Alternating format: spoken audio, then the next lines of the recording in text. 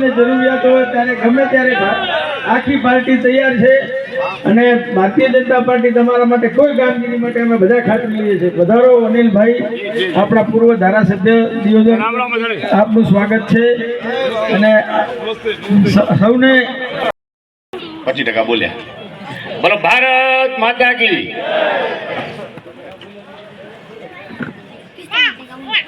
બાબર નગરપાલિકાની ચૂંટણીમાં ward number 5ના સભામાં ઉપસ્થિત બાબર શહેર ભારતીય જનતા પાર્ટીના અધ્યક્ષ આદરણીય પ્રવીણસિંહ, મંચ ઉપર બિરાજમાન આપણા સૌના મોભી બાબર નગરપાલિકાના પૂર્વ અધ્યક્ષ અગ્રણીય વેપારી આદરણીય હરિભાઈ આચાર્ય,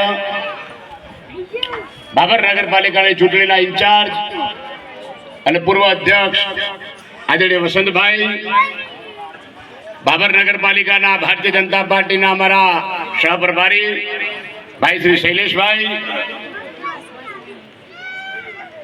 બૃહદ બનાસકાંઠામાંથી વાઘથરા જિલ્લો અલગ પડ્યો એવા વાઘથરા જિલ્લાના બક્ષીપંચ મોરચાના અમારા પાર્ટીના અધ્યક્ષ ભાઈ શ્રી અમૃતભાઈ પંચાલ, બાબર શહેર અને નગરપાલિકાના પૂર્વ અધ્યક્ષ બલુભા, પાર્ટીના અમારા મહામંત્રી ત્રિભુવનભાઈ, અમારા સમાજના આગેવાન આદરણીય મોભી, અમારા માર્ગદર્શક આદરણીય શેધાભાઈ, જેને શિક્ષણમાં સમાજ માટે ખૂબ ક્રાંતિકારી કામ કર્યું છે એવા અમારા વડીલ, અમારા માર્ગદર્શક આદરણીય ગણપતભાઈ સાહેબ, મંચ ઉપર બિરાજમાન તમામ નામી અનામી તમામ સન્માનીય મહાનુભાવો, ખૂબ વિશાળ સંખ્યામાં ઉપસ્થિત બાબરને હું આમ તો હરિભાઈ મણિનગર કહું છું એવા અમારા વોર્ડ નંબર 5ના મણિનગરના સૌ વડીલો, માતાઓ, બહેનો, યુવાન મિત્રો, નગરપાલિકાની ચૂંટણી આમ તો કહેવાય કે લોકસભા અને વિધાનસભાની ચૂંટણી કરતા પણ વધુ માહોલ એ નગરપાલિકાનો હોય છે.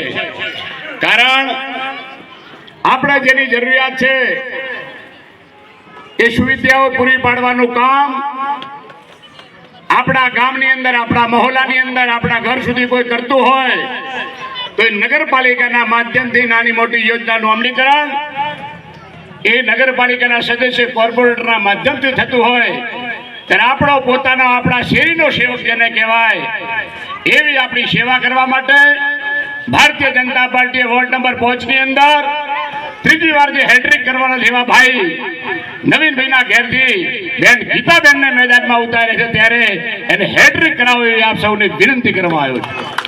એવા બીજા ઉમેદવાર ભાઈ શ્રી પરેશભાઈ ઠક્કર, બીજા ઉમેદવાર ચંદાભાઈ રાવલ જે ગઈ વખતે મારા ખ્યાલથી થોડા સારું રહી ગયા હતા, અને વિષ્ણુબા રાઠોડ, આ ચાર ઉમેદવારોની વોર્ડ નંબર 5ની અંદર આપ સૌને વિનંતી કરવા આવ્યો છું. 26મી તારીખ એ બાબરનું આવનારું ભવિષ્ય લખવાની તારીખ છે અને મને વિશ્વાસ છે કે બાબરની જનતા અને વોર્ડ નંબર 5ની જનતા આ વખતે 24 લાવી અને ભારતીય જનતા પાર્ટીની હેડ્રિક કરવા બાબર જઈ રહ્યું છે. આઈબીના રિપોર્ટ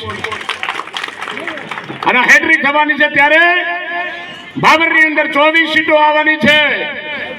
બાબરનો વિકાસ દિન પ્રતિદિન વધી રહ્યો છે ત્યારે ભારતીય જનતા પાર્ટીના આજના કાર્યકર્તા તરીકે આપ સૌને વિનંતી કરવા આવ્યો છું કે બાબરની બધી સીટ જીતાય, એમાં ક્યાંય વોર્ડ નંબર 5ની કોઈ ઉણપ ના રહી જાય એ વાત કરવા મિત્રો આપની પાસે આવ્યો છું. આપણે સૌ જાણીએ છીએ કે 10-15 વર્ષ પહેલા ભારતની શું દશા હતી, વિદેશમાં આપણું કેવું ચાલતું હતું, અને આપણા સૌના નેતા અને ગુજરાતના પનોતા પુત્ર આદરણીય નરેન્દ્રભાઈ મોદીએ શાસન સંભાળ્યું.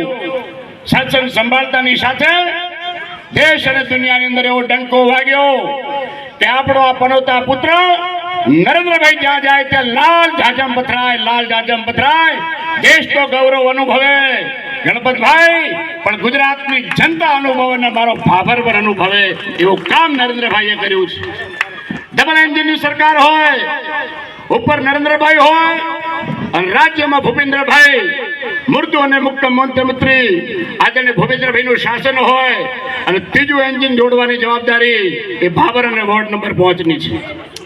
મિત્રો મારે વિશેષ વાત નથી કરવી, પણ જ્યારે જ્યારે બાબરની વાત આવે ત્યારે મારે કહેવું પડે કે બાબર માટે મને એક અનેરો પ્રેમ છે, અનેરું ગૌરવ છે.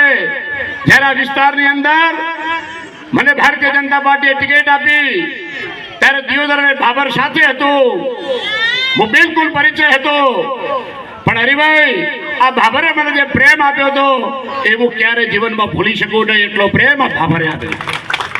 મારો સમાજ, માળી સમાજ એક અનિલ માળી બનીને નીકળ્યો અને વોટથી તમે લોકોએ ખરેખર જે પેટીઓ ભરી હતી એ પણ મને આજે યાદ આવે કે અનિલમાંથી અનિલ માળી ધારાસભ્ય કોઈએ બનાવ્યો હોય તો એ બાબરની જનતાએ બનાવ્યો હતો.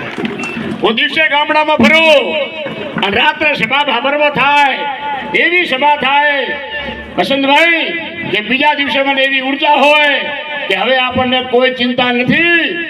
આ બાજુ ગમે એટલા પડે, ઓલું રાજકારણમાં કહે ને કે બે ફોડું પડી ગયું, ઓપરેશન કરો.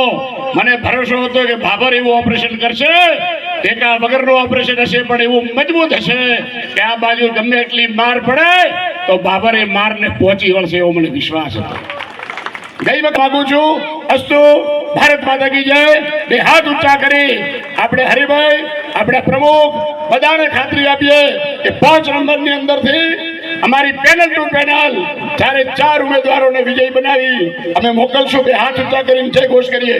બોલો ભારત માતા કી, બોલો ભારત માતા કી. આભાર, આભાર.